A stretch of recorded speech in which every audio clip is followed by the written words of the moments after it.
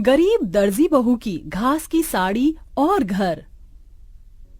देखो शालिनी, मैंने साड़ी की फॉल लगा दी है और मैंने सूट की अच्छे से तुरपाई भी कर दी है।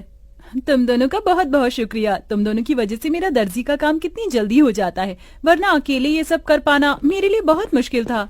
बातें बाद में कर लेना, ये लो जल्दी से नींबू पानी पी लो। बाजार में तो नींबू के भाव चांदी के भाव जितने चल रहे हैं, तो तुमने ये नींबू पानी कैसे बनाया? वो पड़ोस वाली काकी है ना, उनकी नौकरानी आज नहीं आई थी, तो मैंने उनके घर के थोड़े बहुत काम कर दिए थे, इसलिए उन्होंने पैसों के बदले मुझे ये नींबू दे दिए। ये भगवान भी कैसे कैसे दिन दिखाता है। हम गरीबों को गर्मी के मौसम में नींबू पानी पीने के लिए भी हमें कितनी मेहनत करनी पड़ती है। अदिति की बात सुन बाकी बहुएं उदास हो जाती हैं। शालिनी इन सभी बहू में से सबसे बड़ी बहू थी जो दर्जी का काम करती थी। वहीं बाकी घर संभालने के साथ साथ शालिनी के दर्जी के काम में मदद भी किया करती थी। इन पांचों के पति सड़कों पर झाड़ू और मजदूरी करने का काम करते थे, जिससे ये मुश्किल से 2 वक्त की रोटी ही खा पाते थे। अरे वाह शीला, तुमने तो अपने घर का हुलिया ही बदल दिया। कितना सुंदर लग रहा है तुम्हारा घर।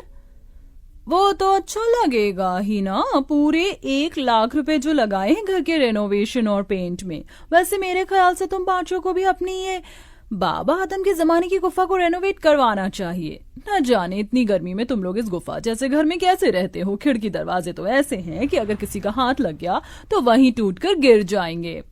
पांचों बहू की घर की बेइज्जती करके घमंड दिखाते हुए शीला अपने घर के अंदर चली जाती है।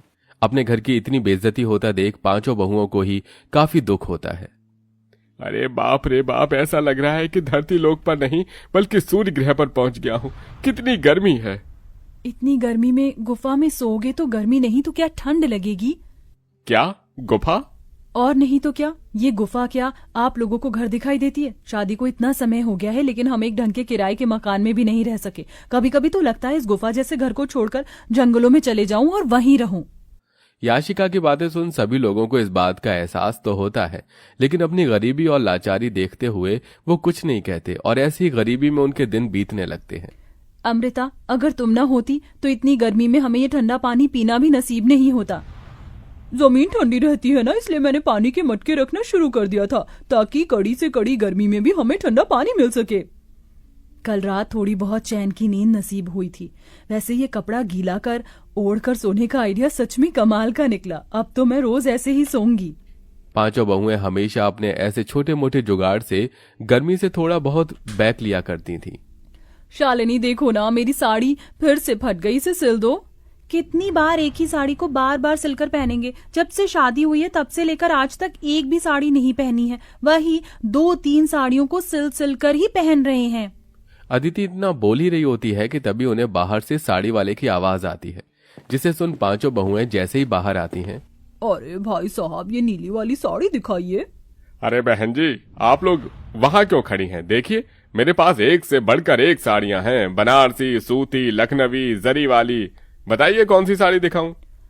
अरे भाई साहब जी, आप किन से साड़ी लेने के लिए पूछ रहे हैं जो एक ही फटी हुई साड़ी को सिल कर पहनती हैं?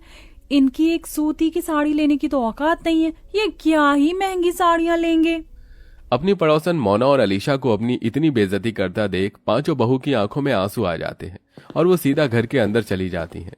पांचों बहुएं इस गर्मी और गरीबी से परेशान हो चुकी थीं। पांचों बहुएं आंगन में बैठ एक दिन झाड़ू बर्तन कपड़े कर रही होती हैं कि तभी अचानक जोरों से हवाएं चलनी शुरू हो जाती हैं। लगता है बहुत जोरों से तूफान आने वाला है। चलो जल्दी घर के अंदर चलते हैं।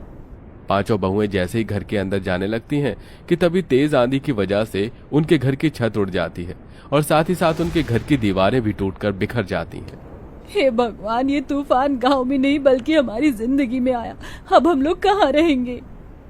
अपने घर के टूट जाने की वजह से पांचों बहुएं बहुत रोती हैं।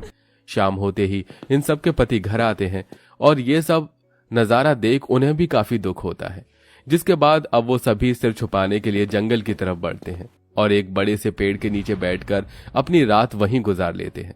जहां ये सभी लोग रहते थे वहां पर एक बड़ी सी नदी भी बनी हुई थी जो तूफान की वजह से काफी गंदी हो गई थी, जिसे देख पांचों उस नदी की सफाई करते हैं और ऐसे ही उनके कई दिन गुजर जाते हैं।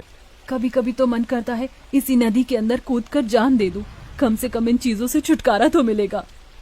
अमृता, ये तुम कैसी बातें कर रही हो? जिंदगी का तो नाम ही संघर्ष है, हम लोग ऐसे हार नहीं मान सकते। शालिनी की बात सुन नदी किनारे बैठी सभी बहुओं की आंखों में आंसू आते हैं। तभी उनके आंसू नदी के अंदर जा गिरते हैं। उनके आंसू जैसे ही नदी के अंदर जाते हैं तो नदी के अंदर एक सुनहरी रोशनी चमकती है और देखते ही देखते उनके सामने नदी की रानी बाहर आती है। कौन हो तुम? मेरा नाम नंदिनी है और मैं इस नदी की रानी हूँ। तुम पांचों ने मेरी नदी को साफ किया, यहाँ आसपास सफाई रखी और आज तुम लोग बैठकर ऐसे रो रहे हो। बताओ, तुम लोग क्यों रो रहे हो?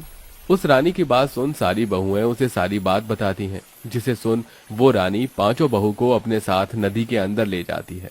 उस नदी के अंदर की जमीन, मछली, घर सब कुछ घास का बना हुआ था। ये सब देख पांचों बहुएं बहुत हैरान होती हैं। ये सब हकीकत है या कोई सपना?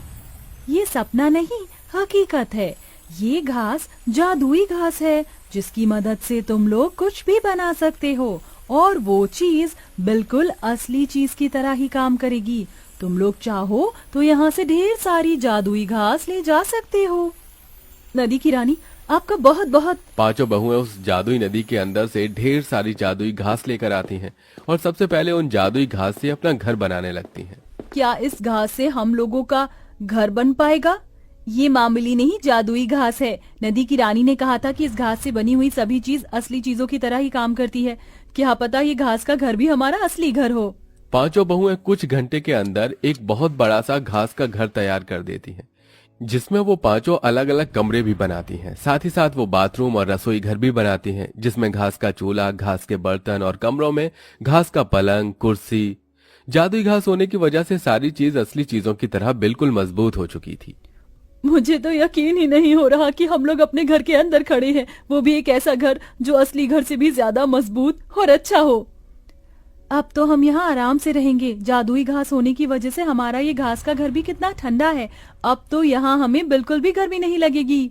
पांचों बहुएं अपने अपने पतियों के साथ आराम से घर में रहती हैं और ऐसे ही कुछ दिन गुजर जाते हैं। सच में अब तो हद हो गई है। मन कर रहा है ये बची कुची साड़ी ले जाकर फेंक दूं।